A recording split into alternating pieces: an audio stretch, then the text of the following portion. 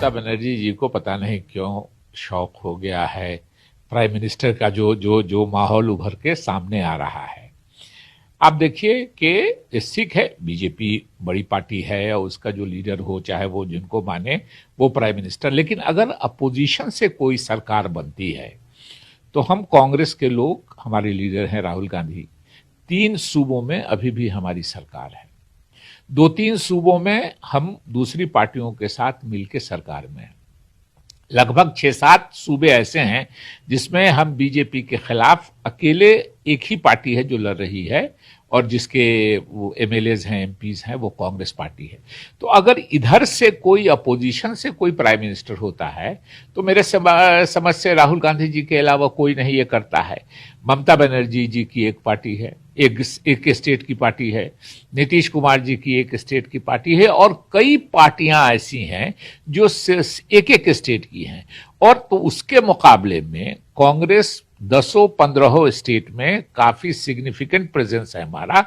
तो अगर कोई अपोजिशन से, आज की जो गवर्नमेंट है बीजेपी की, उसके अपोजिशन से कोई अगर सरकार बनती है तो सबसे बड़ी पार्टी का जो लीडर होता है वो स्वाभाविक रूप से, नेचुरल तरीके से वो बनेगा।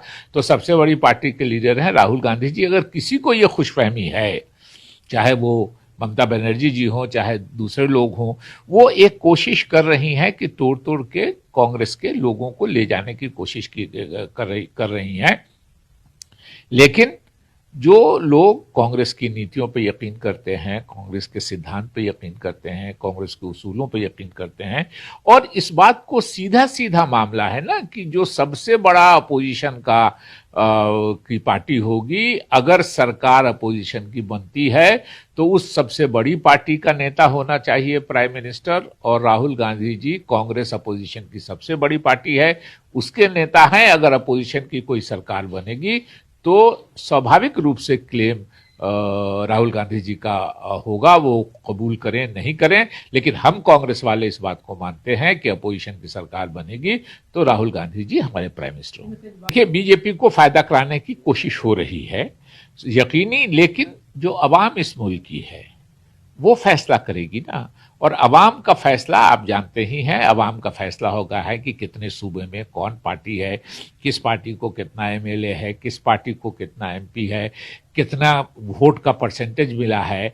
आपको जान के थोड़ा ताज्जुब भी हो सकता है, लेकिन पिछले इलेक्शन में जब हमारा परफॉर्मेंस खराब था तब भी 11.5 करोड़ वोट कांग्रेस पार्टी को इस मुल्क में मिला है।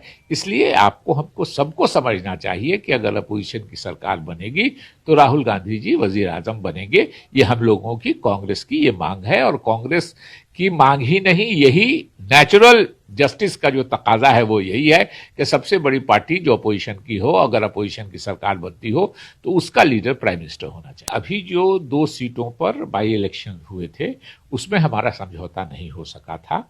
उसका नुकसान हुआ कि हम दोनों में से कोई सीट, ना आरजेडी कोई सीट जीत सकी, ना कांग्रेस कोई सीट जीत सकी।